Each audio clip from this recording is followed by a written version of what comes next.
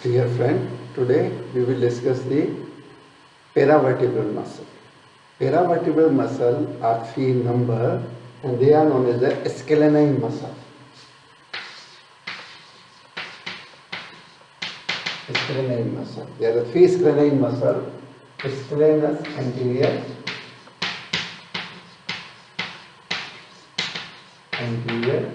scalenus medius, and scalenus posterior. Okay, it is in the deeper part of the neck here, and these muscles are covered by the sternocleidomastoid muscle. It passes anteriorly and covered by the prevertebral fascia. Okay, here. Now come one by one each muscle. First we will draw diagram. Okay, here. This is the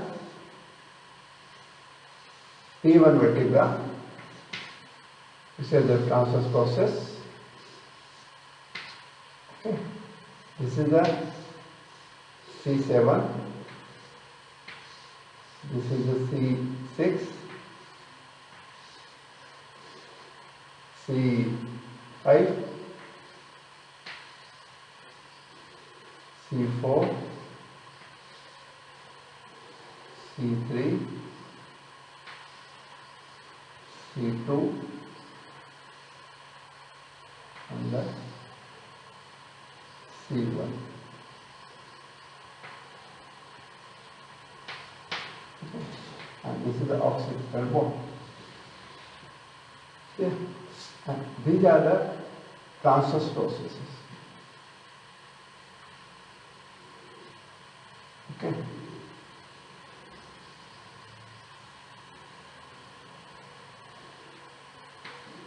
These are the transverse processes which are anterior tubercle and the posterior tubercle.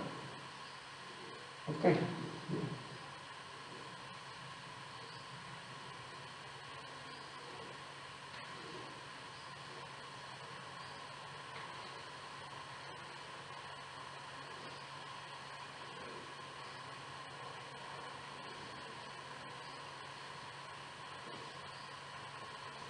Okay. So this is the C7, 6, 5, 4, 3, 2 and the 1. Clear? And this is the rib. This is first rib.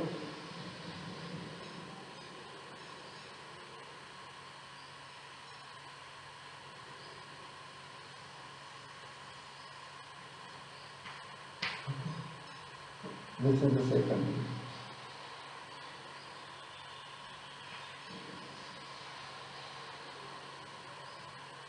Same side here. This is the first rib.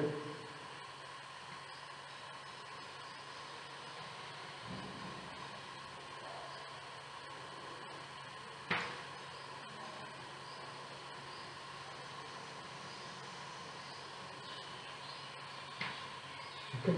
Now, this is the second rib.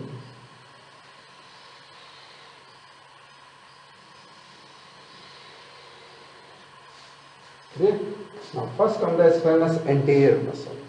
The scalenus anterior muscle comes from the anterior tubercle of the C3, okay, C3, C4, C5 and C6 vertebra. Okay, so this muscle comes from here, C3 and the C6.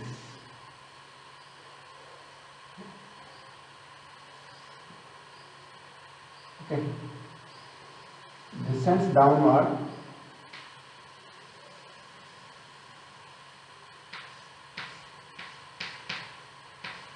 Okay, so this is anterior muscle. Okay, so this is the scalenus anterior. Okay, rises from the anterior tubercle of the third, fourth, fifth, sixth cervical vertebra, descends downward, insert over there a tubercle on the inner side of the first rib. There is scalenii tubercle here. Okay. Inner side of the first rib, inner border of the first rib, say tubercle, and the ridge, the scalenus tubercle of the outer border of the first rib here, the ridge here. And this will separate the groove for the subclavian and subclavian artery here. So scalenus anterior, insert here the tubercle along with the ridge on the upper surface of the first rib. So this is the scalenus anterior muscle. Clear? Now, what are the relation nerve supply? First come the nerve supply. Nerve supply come from the roots. Okay, roots here. The C4, C5 and C6 nerve roots. Okay, directly branches come from the nerve roots when it descends downward and from the plexus, the brachial plexus here, is page 5, 6 and here 4. So this directly supplies the scalenus anterior muscle. Now what are the relation? Because this is what is most important muscle, or we can say the key muscle, because it separates a certain structure here. So what are the structure? First, if you see anterior to posterior side, anterior relation here. First, anterior relation is skin, superficial fascia, deep fascia, okay, platysma muscle here will be here, and here there is a sternocleidomastoid muscle, okay, sternocleidomastoid muscle sense of part here. Yeah. So these are the muscle in the fascia cavity. Then after this is a here the carotid sheath here, ascends upward here like this. Okay, this is the carotid sheath. So this is the carotid sheath here.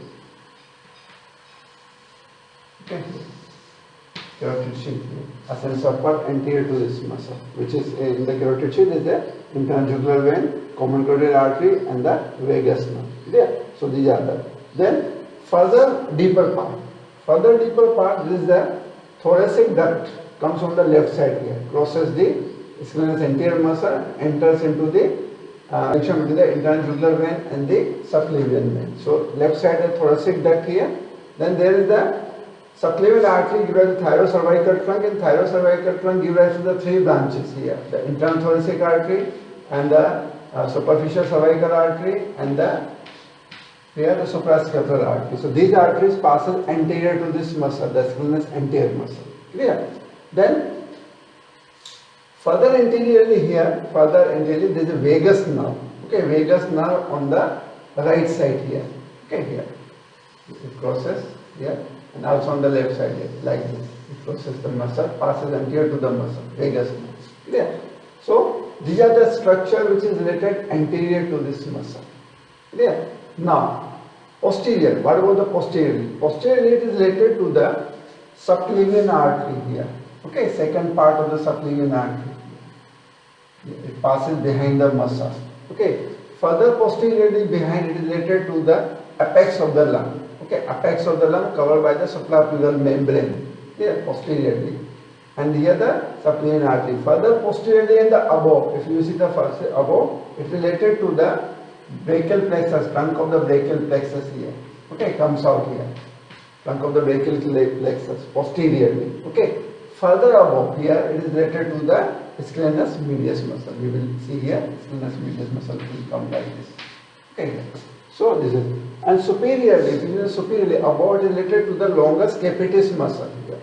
Longus capitis muscle here arises from the tubercle, okay, of the C7, C6, C5, C4 vertebra, ascends upward like this.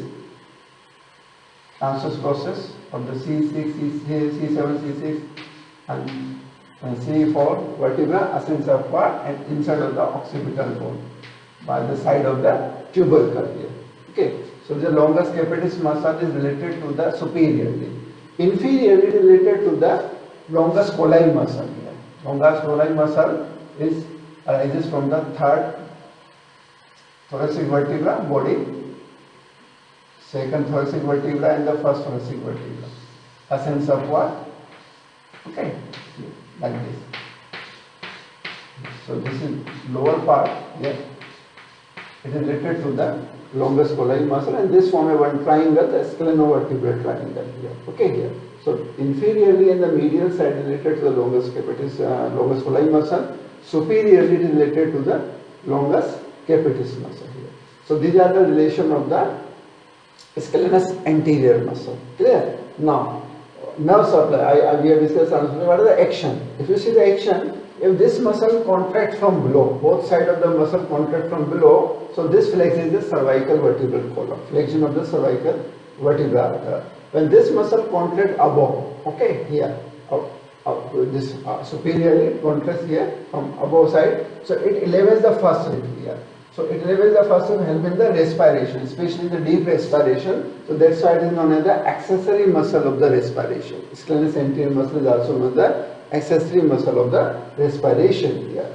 So these are the two functions of the scalenus anterior. Either it acts from below or either it acts from the upper. Yeah. Now second muscle is the scalenus medius muscle. Okay. Scalenus medius muscle arises from the posterior tubercle of all the vertebra, cervical vertebra here. Okay. It arises like this. Okay. I'm drawing the opposite side here. It arises from the here posterior tubercle of the C1, also from the C1, C2, and from the C7. Okay. So like this. This muscle descends downward behind the scalenus anterior muscle, or the lateral to the scalenus anterior muscle here. Okay, so rises like this, and insert the outer border of the first rib behind the groove for the subclavian artery. Here is the subclavian artery, and this is the, here suppose this is the origin of the scalenus anterior muscle. Yeah.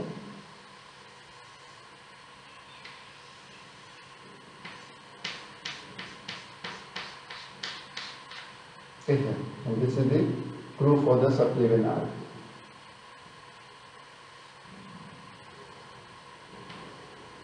Okay, so behind the groove of subclavian artery here, the outer border of the first rib here, this scalenus medius muscle is inserted here.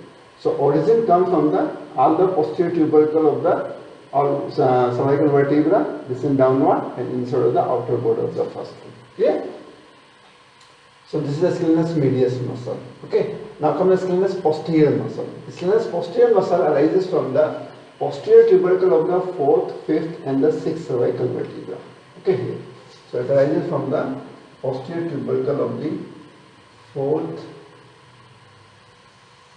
and the 5th and 6th cervical vertebra, descends downward and insert over the outer border of the second rib. This is the second rib.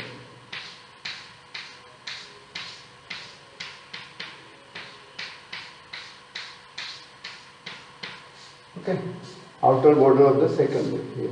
This is the scalenus posterior muscle here. Yeah. So scalenus posterior rising from the posterior tubercle of the 4th, 5th and the 6th cervical vertebra, descends downward and insert the outer border of the second rib. And same, the nerve supply of the both scalenus medius and posterior muscle supply by the 4th, 5th and 6th ventral rami. Ventral rami come here, give rise to the branches and supply this muscle here. Clear? So these are the muscles. Now, and the fourth muscle is the scalenus minimus muscle. Okay, scalenus minimus muscle is also known as the suprapleural membrane. Okay, this is scalenus minimus muscle or the suprapleural membrane, or Simpson's fascia.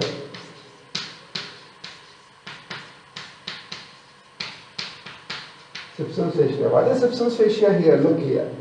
This muscle arises from the transverse process of the C7 cervical vertebra. Okay, here in the form of the membrane and descends downward here, passes over the dome of the or the apex of the lung. Okay, here in the pleura and insert over the inner border of the first rib up to the Scalenii tubercle. Okay, suppose here I am drawing here. It arises from the C7 anterior tubercle of the C7 vertebra. Okay, descends downward and insert up to this different diagram here, membrane here. This is like this.